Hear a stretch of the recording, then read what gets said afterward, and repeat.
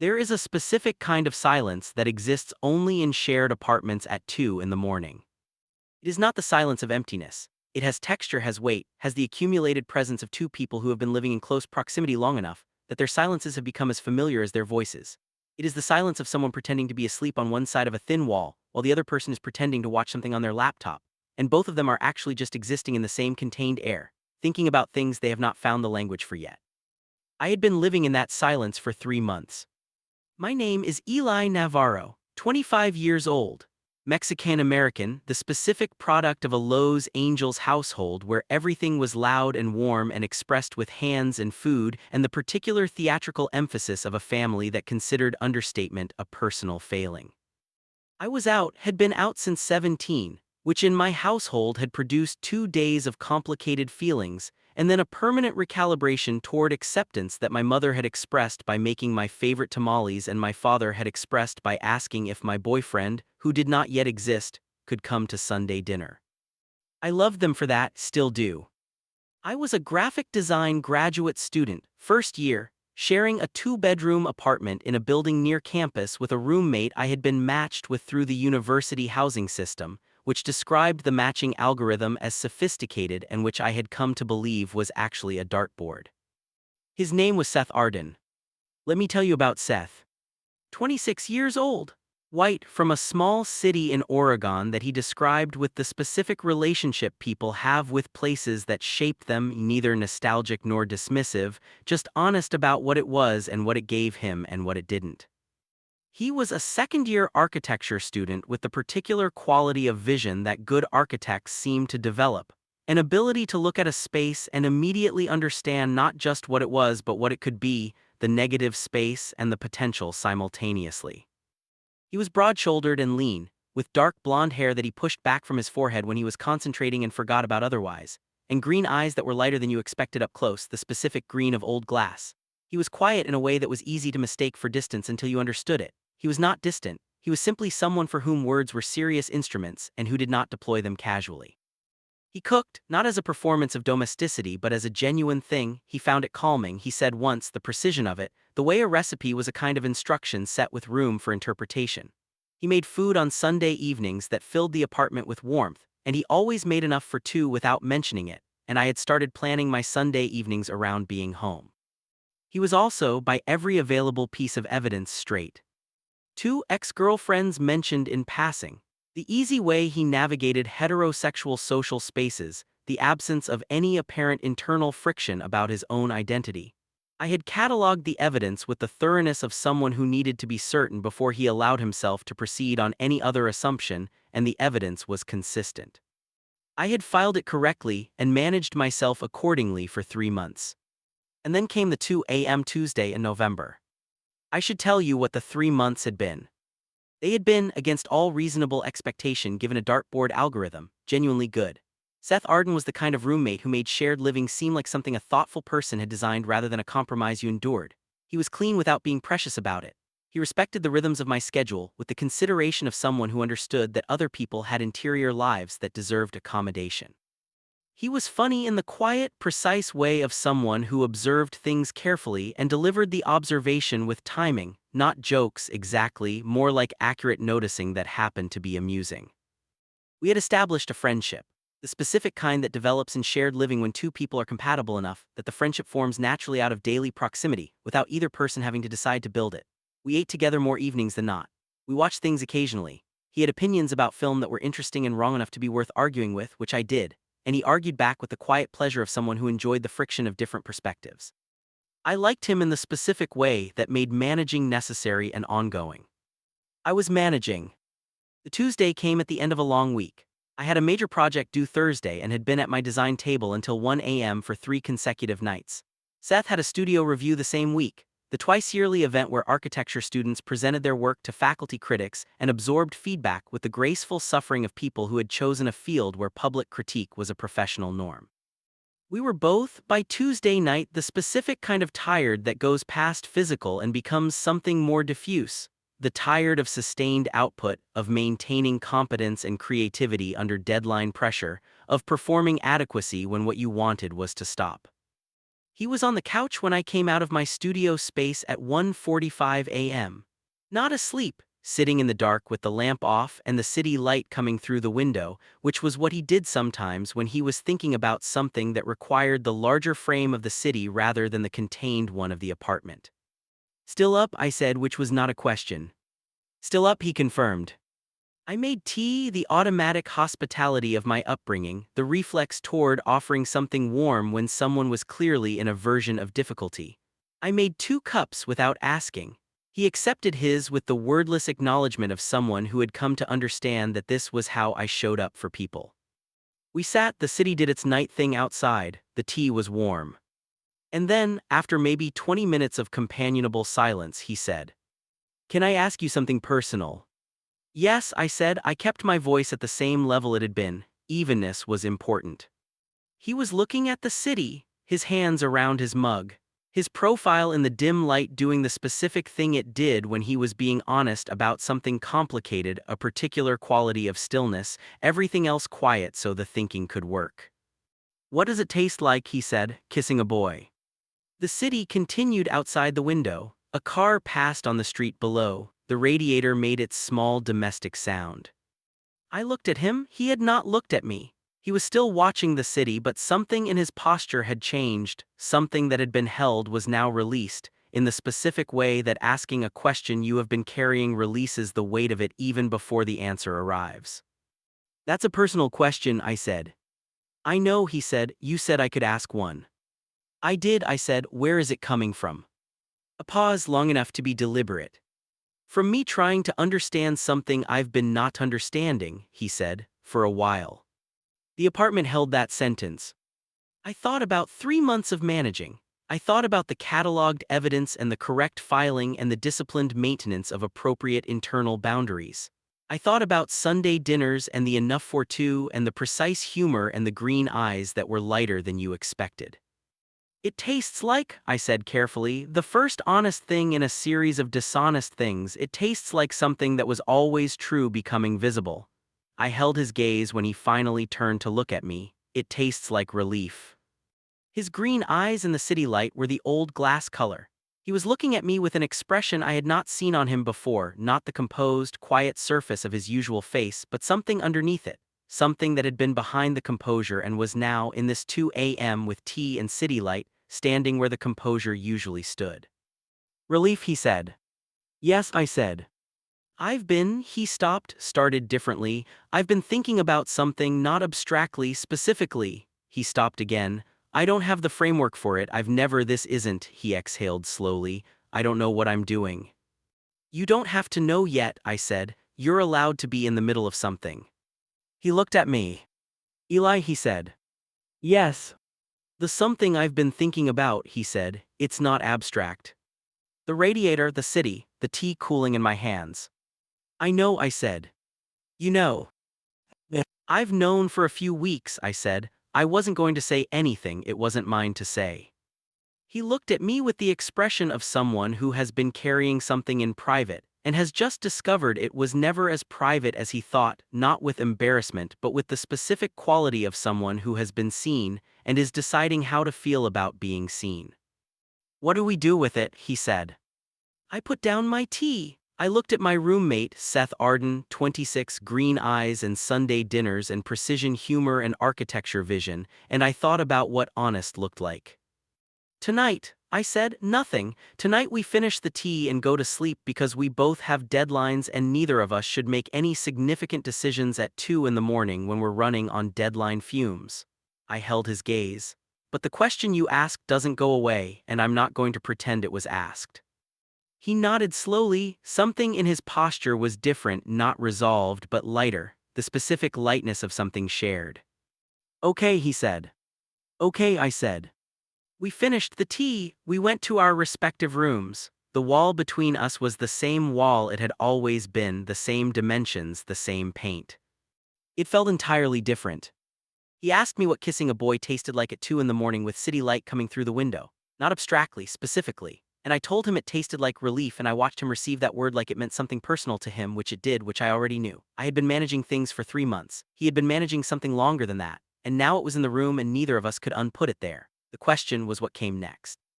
I was going to be very careful about what came next. Thursday came with the project submission and the studio review, and both of us survived our respective ordeals with the battered competence of people who had deadlines and met them regardless of what else was happening internally. We did not talk about Tuesday night on Wednesday or Thursday.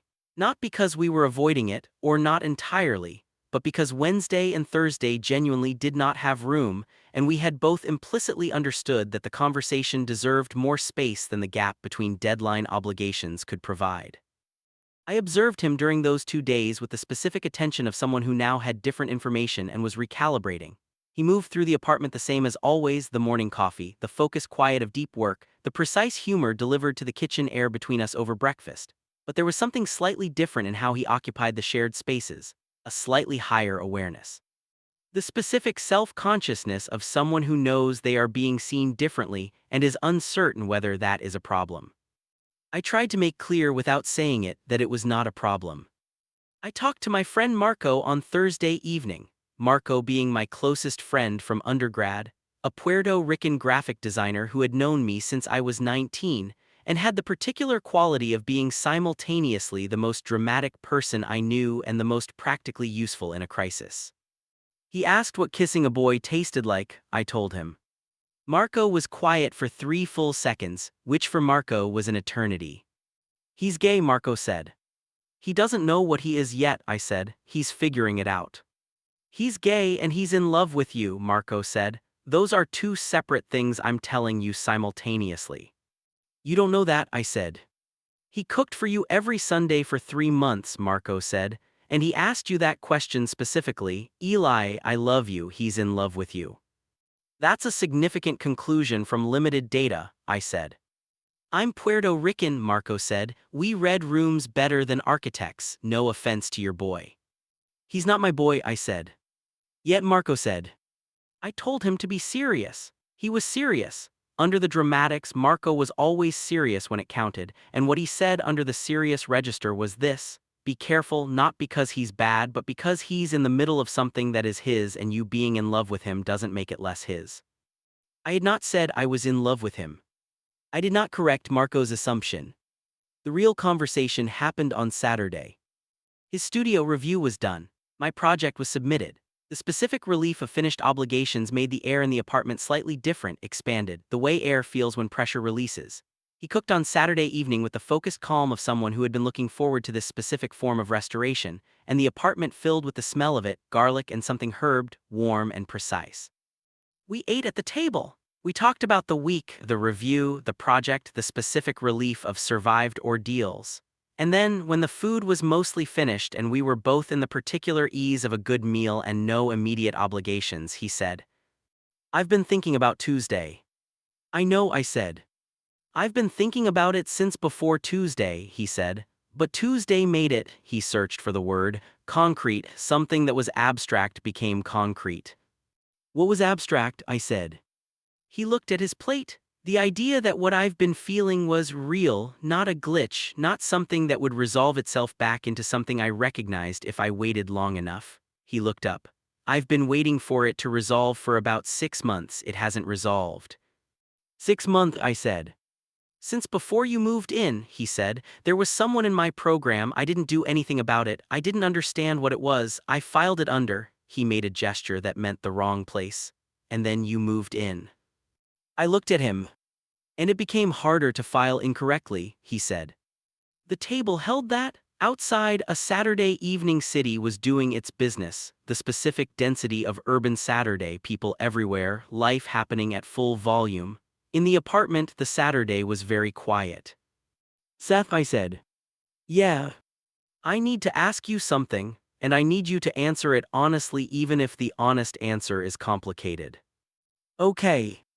Is this about figuring yourself out in general, I said carefully, or is this about figuring yourself out specifically in relation to me, because those are different things and they require different responses from me? He was quiet for a moment, the green eyes, the particular honesty of them.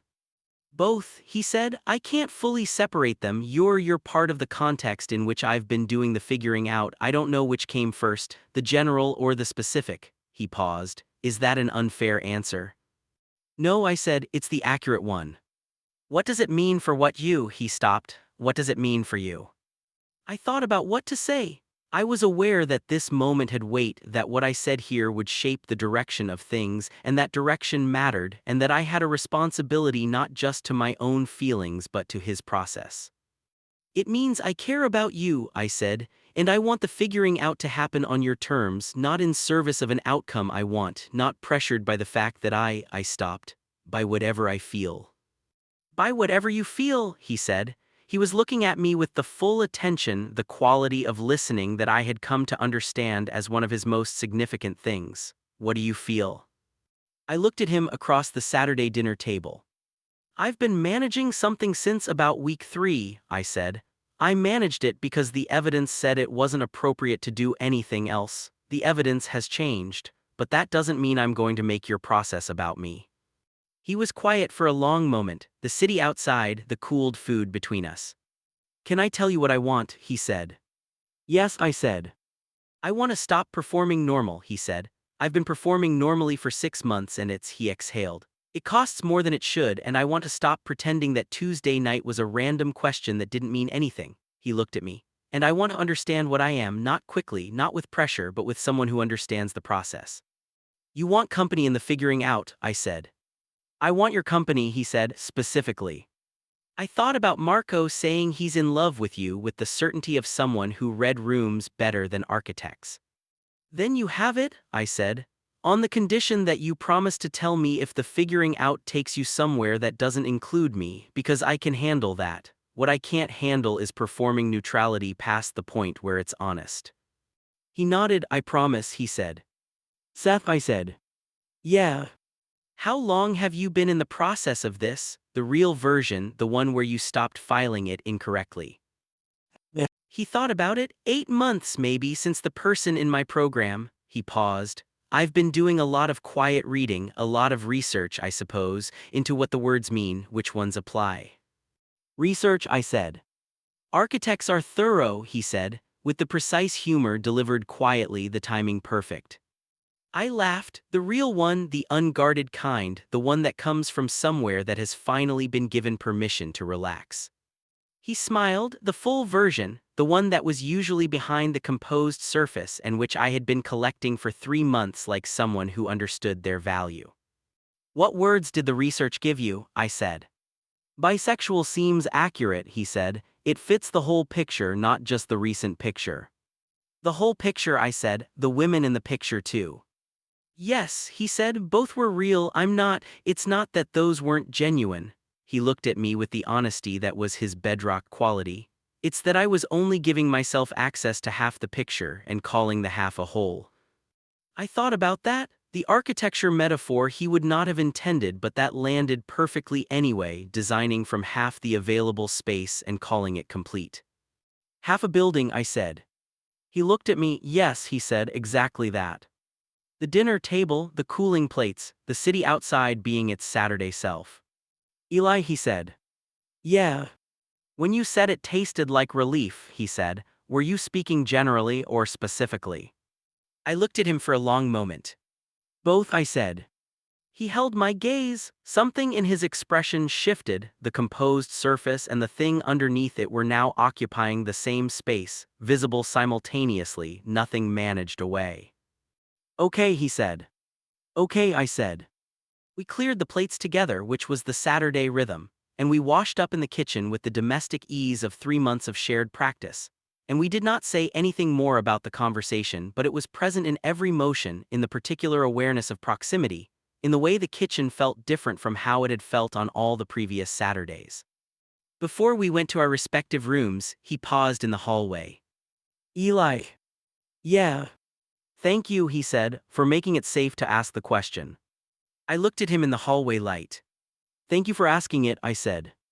8 months he'd been carrying it. 8 months of quiet research and careful filing and performing normal in an apartment with me on the other side of the wall. I'd been managing 3 months of my own thing and had thought that was long. His 8 months reframed the whole picture. The figuring out was his and I was going to protect that. But I had told him this, had committed to not performing neutrality past honesty. I was also in this, specifically, and he knew it.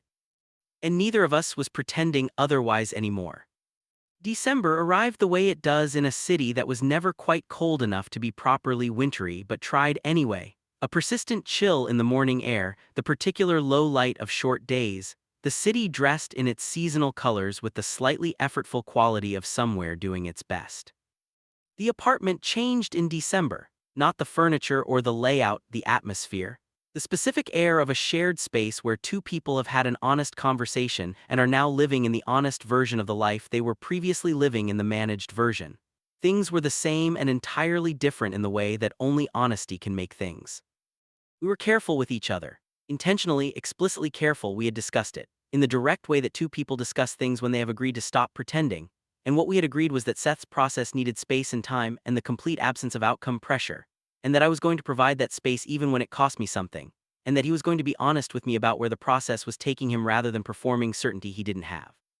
It was, I thought, the most mature arrangement I had ever entered into with another person who made my chest complicated. Usually by this point I would have either acted on the feeling or managed it into submission. The middle ground, honest and patient and present without pressure, was new territory for me. Turned out I was good at it. Or getting good at it, incrementally.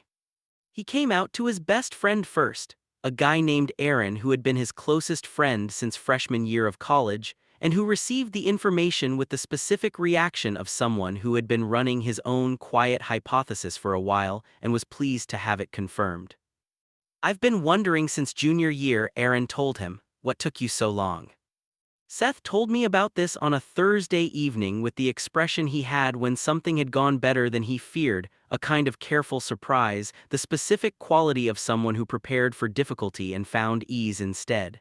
"He said, 'What took you so long?'" Seth said, as if it was obvious. "Was it?" I said. "To him, apparently," Seth said. "He said I'd always been more interested in understanding people than in performing the right responses to them. He said that's not usually a straight person quality." "Aaron sounds perceptive," I said. "He's been my best friend for 6 years," Seth said. "He's had time to observe." He paused. He asked if there was someone. I looked at him across the couch. "What did you tell him?" I said. Seth looked at me with the green eyes. "I told him I was figuring that out too," he said, "but that if the figuring out went the direction I thought it was going, yes, there was someone." The apartment held that for a moment. "That's an honest answer," I said. "I've decided to be an honest person," he said. "It's terrifying and I recommend it." I laughed. He smiled. We watched the rest of what we were watching, and the apartment was warm and the couch was the good kind of crowded, and I thought about what Marco had said about rooms and the reading of them. He told his sister in January. This was the harder one, not because he expected a bad response but because sisters know you, and being known is different from being understood by someone with more distance.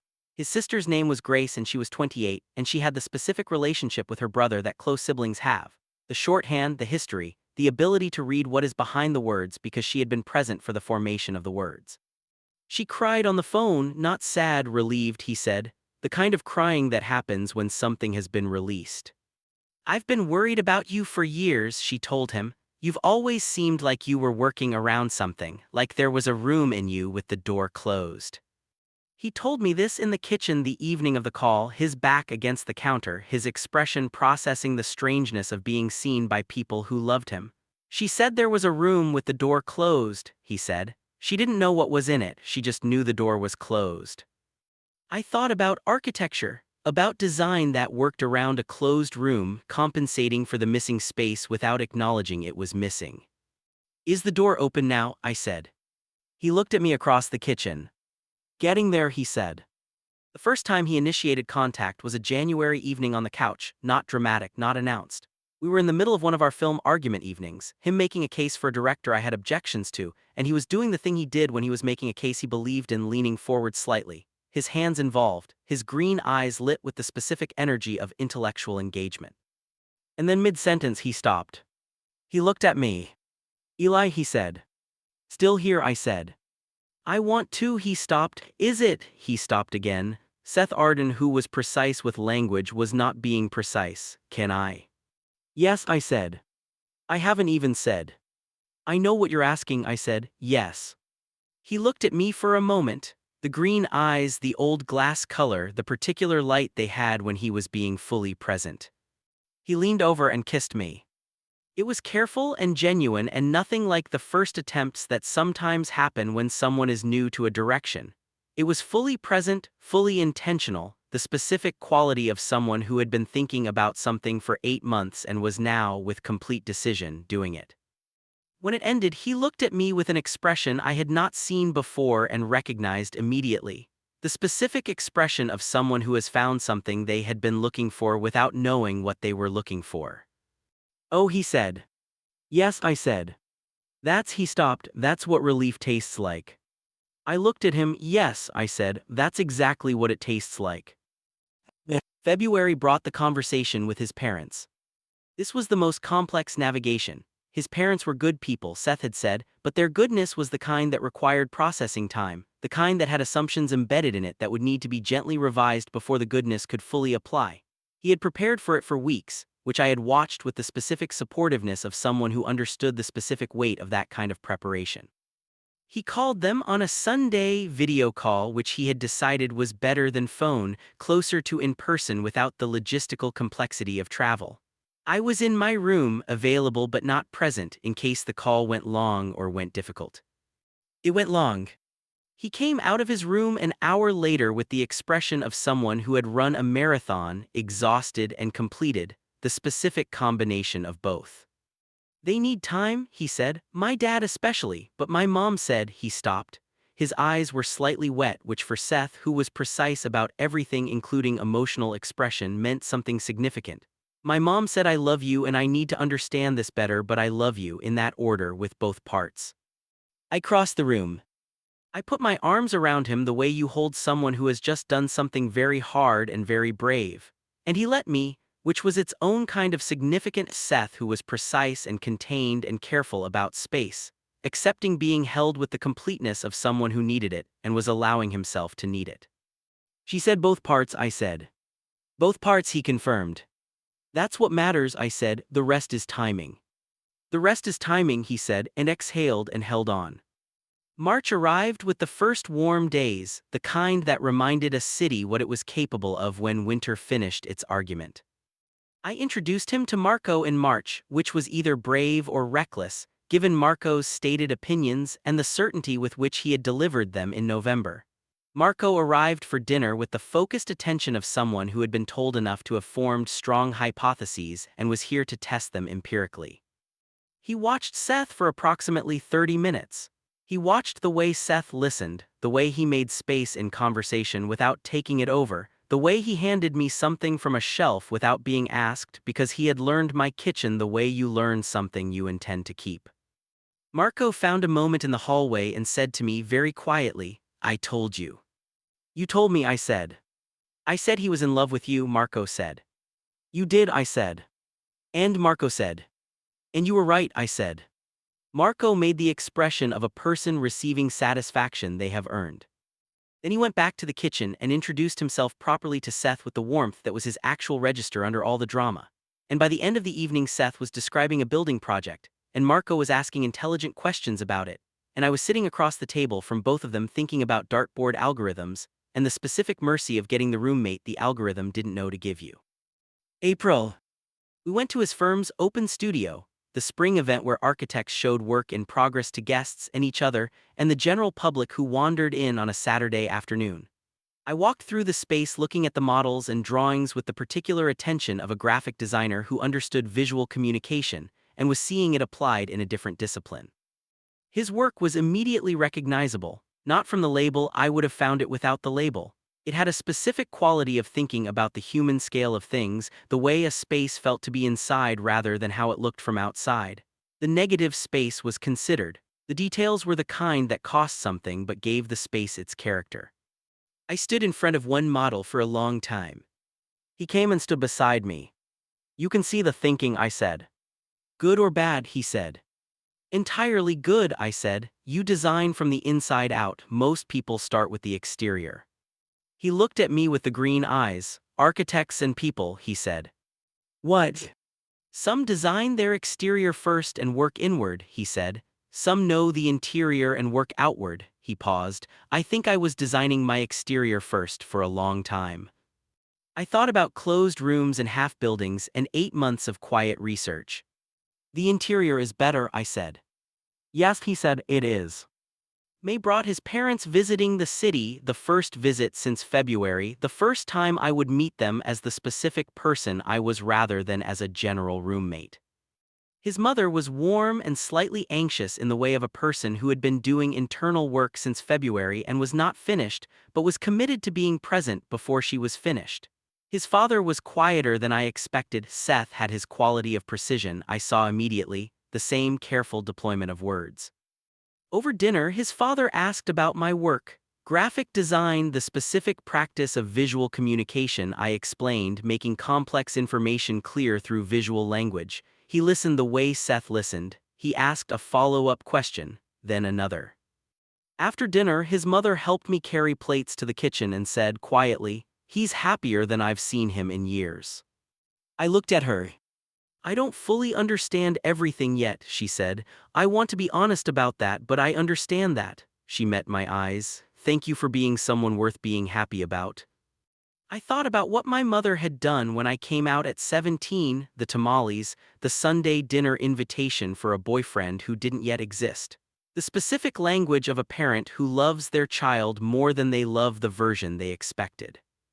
"Thank you for being here," I said, before you finished understanding. She looked at me with the expression of someone receiving something true. "That's the right order, isn't it?" she said. "First love, then understanding." "That's what I was taught," I said. June. The apartment on an ordinary Tuesday evening, which had become the best kind of Tuesday, not defined by a late-night city-light question, but by the accumulated ordinary of people who had been honest with each other and had built something real out of the honesty. Seth was at his drawing table. I was at my design station. We were working in the shared silence that had always been one of our best languages, the silence that had texture and weight and the presence of two people who had learned each other's rhythms so well that being in the same space while doing separate things felt like a form of connection. He looked up from his drawing. "Eli." "Yeah. I want to ask you something." "You can ask me something," I said. He looked at me across the apartment, across the Tuesday evening, across the 8 months and the 3 months and the 2 a.m. city light and the Saturday kitchen and everything that had been built between the question and now. "Are you happy?" he said. I looked at my roommate, the person who had asked a question at the ceiling that was not abstract and had meant it specifically and had done the brave, necessary, unglamorous work of understanding himself and had arrived, not finished, not without remaining complexity, but arrived at a life that had room for all of himself in it. "I'm happy," I said. He nodded, the small smile, the one behind the composed surface, the one that I had been collecting since October and that now I did not have to collect separately because it was simply part of the daily landscape. "Good," he said. He went back to his drawing.